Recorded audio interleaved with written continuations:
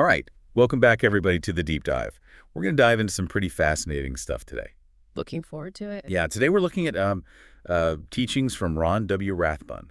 This is from December 29th, 2024. I know we have some fans of his work in the audience. Oh, yeah. He's got some really unique ideas about how we experience the world. Definitely. And that's what makes this deep dive so interesting. So before we jump in, can you give us a little preview? Like, what's the big takeaway from this particular teaching? Sure. You know how sometimes it feels like you're just going through the motions, you're stuck in a rut, or maybe you're feeling down for no reason? Yeah, I think we've all been there. Well, Rathbun suggests that those feelings, those experiences, they're all part of a bigger picture. He says we're not just living in time, but in this constant flow of, well, he calls it vibratory energy. Okay, vibratory energy. Now that's a term we're going to have to unpack a bit. Definitely. It's a core concept in his work. All right, so walk us through it. What exactly does he mean by vibratory energy? So imagine a sound wave. Different frequencies create different experiences, right? A high pitch sounds different from a low pitch. Right? Makes sense? Well, Rathbun's suggesting something similar is happening with our emotions and our overall state of being. He says that low-end vibrations correspond to disharmony, like those heavy negative emotions we were just talking about. Okay, so like feeling angry or frustrated would be a low-end vibration. Exactly. And those higher frequencies, well, those are associated with feelings of peace, healing, connection, those moments when everything just feels right. Ah, so it's like we're vibrating at different frequencies depending on what we're experiencing. It's kind of like we're all walking tuning forks, just resonating at different levels. I like that analogy. Yeah, Rathbun definitely sees it as this dynamic, ever-changing flow, but it's not just about, good vibes versus bad vibes. So there's more to it. Oh, yeah. He goes deeper, suggesting that this vibratory energy, it's not just some abstract concept. He thinks it's a fundamental force that's shaping our reality. He even states that we exist in two worlds simultaneously. Two worlds.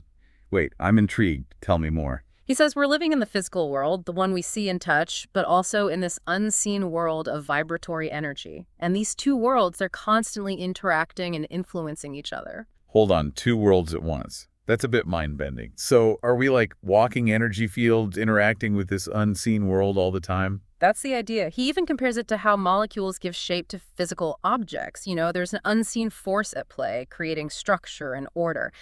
And he's suggesting that same principle applies to our experiences. This is making me think about all those times you walk into a room and you can just feel the tension, or when someone's bad mood just seems to rub off on you. Is that what he's talking about with this two-world concept? Like, are we picking up on each other's vibes? You got it.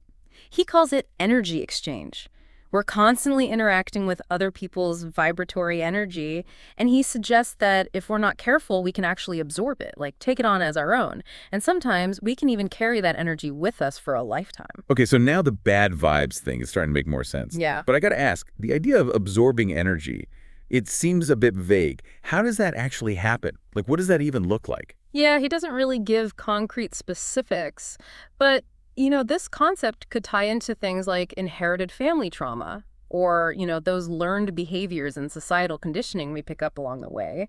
Makes you wonder how much of who we are is really us and how much is stuff we've unconsciously absorbed from others. That's a really interesting question. I'm already starting to rethink some of my own patterns and habits. But if we are carrying around all this extra baggage, how do we get rid of it? How do we even know what's ours and what isn't? That's where Rathbun's idea of finding your signature comes in. He suggests each mind has a unique energetic fingerprint. And life becomes a journey of discovering that signature and shedding those energies that don't truly belong to us. It's like finally filtering out all that mental noise and getting down to the real you. But how do we actually do that? What's the process? Well, he proposes a technique called Kelee meditation. He says it can help you locate that single point of your unique energy signature. Kelee meditation, is that something you tried? I've looked into it. The concept itself is interesting. From what I understand, Kelee meditation is all about cultivating deep inner awareness. It helps you distinguish between your authentic self and all those energies you've absorbed from the world around you. So if you can find that unique energetic fingerprint, you can start to see what doesn't belong. It's almost like an energetic detox. That's a great way to put it. And that brings us back to your earlier question about how absorbing energy might actually happen. Maybe if we're not grounded in our own energy, our energetic boundaries are weaker. And that could make us more susceptible to outside influences. Wow, that's a powerful idea. So knowing your signature isn't just about self-discovery, it's about setting healthy energetic boundaries too. Exactly. And that's where the practical implications come in. Imagine being able to recognize when you're reacting based on someone else's energy rather than your own. That level of awareness, it could transform your relationships, your communication patterns, even your career choices. It would definitely change how I approach things. Now, I have to ask, does Rathbun go into detail about how these different levels of vibration actually work? Like, is there an actual frequency we can measure? He doesn't get into specifics, but he suggests it might be connected to our nervous system, maybe even our electromagnetic field. Yeah. It's a pretty fascinating concept to think about, how our physical body might be interacting with this whole unseen world of energy. It really makes you wonder about how everything's connected.